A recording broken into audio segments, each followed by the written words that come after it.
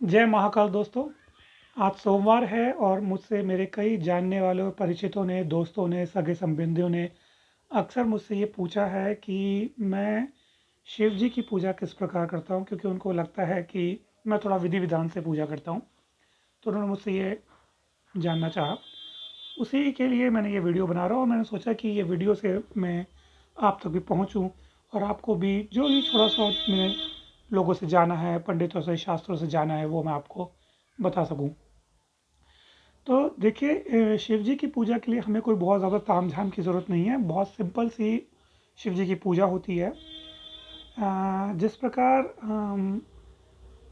भगवान कृष्ण को माखन मिश्री का भोग लगाकर उनको प्रसन्न किया जाता है, देवी माता को एक लाल चुन्नी चढ़ाकर प्रसन्न किया जाता है, उसी प्रकार शिव जी को प्रसन्न करना बहुत सिंपल और आसान है। उनको एक लोटा जल आप समर्पित भी कर देते हैं तो उससे आप शिव की कृपा के पात्र बन जाते हैं। बाकी ये जो हम दूध, दही, घी, शहद, ये जो भी हम सामग्री हम चढ़ाते हैं, ये हमारा अपना स्वयं का भाव है, की समर्पण है, स्वयं का प्रेम भक्ति है जो हम भगवान शिव को दिखा रहे हैं।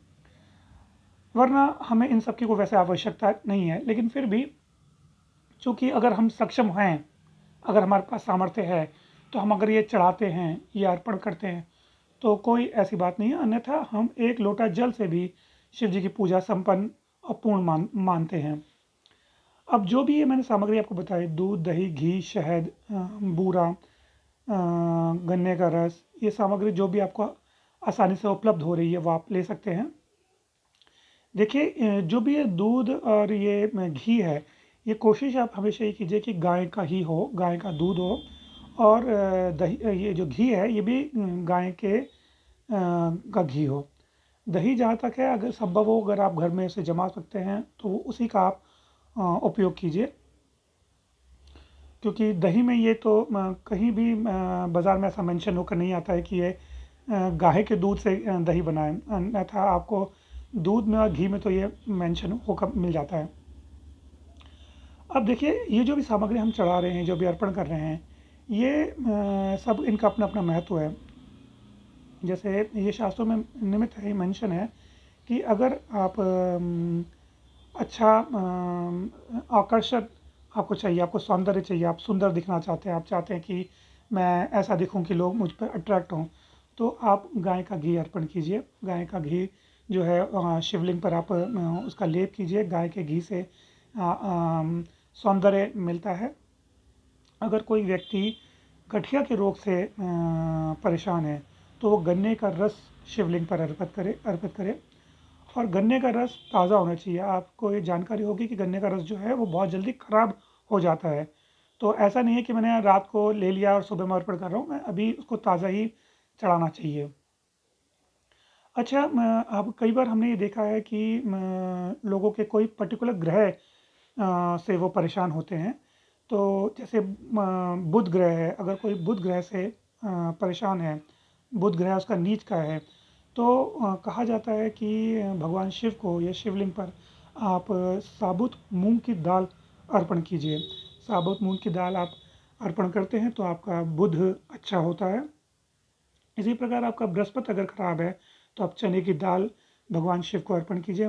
मंगल आपको परेशान कर रहा है तो जो मूंग की दाल होती है, लाल सॉरी मसूर की दाल होती है, लाल मसूर की दाल साबुत, वो आप शिव जी को अर्पण कीजिए। उससे मंगल में आपको राहत मिलेगी। शनि अगर आपका खराब है तो साबुत उड़द आप शिवलिंग पर अर्पण कीजिए।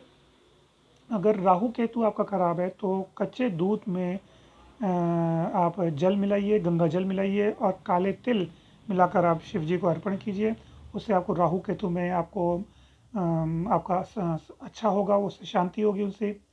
अगर आपका शत्रु आपको लग रहा है कि बहुत प्रबल हो रहे हैं और शत्रुओं से आप परेशान हैं, तो आप शिव जी को सरसों का तेल अर्पण कीजिए। तो ये मैं आपको बता रहा हूँ कि शिव ऐसे भगवान हैं जिससे आप सारे ग्रह, नक्षत्रों, जो भी व्याधि हैं, जो भूत पिशाच हैं, चूँकि वो भूत पिशाचों के भगवान हैं, भूतनाथ हैं, तो सारे ग्रह दोष जो हैं वो शिव जी की पूजा से ठीक हो जाते हैं।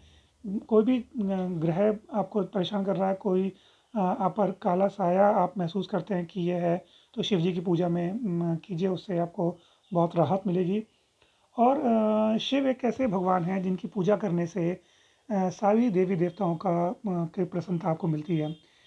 शिव जी की अगर आप पूजा करते हैं तो उनके बच्चे भगवान गणेश और भगवान कार्तिकेय आप पर प्रसन्न होते हैं।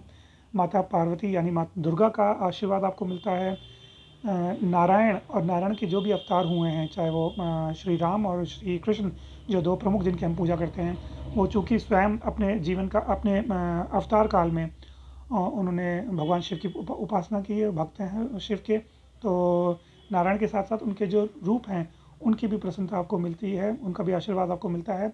और अगर नारायण प्रसन्न है तो लक्ष्मी भी आप पे प्रसन्न रहेंगी। और उसी प्रकार हनुमान जी चूँकि रुद्रावतार हैं, तो हनुमान जी भी की प्रसन्नता और आशीर्वाद भी आपको मिलता है।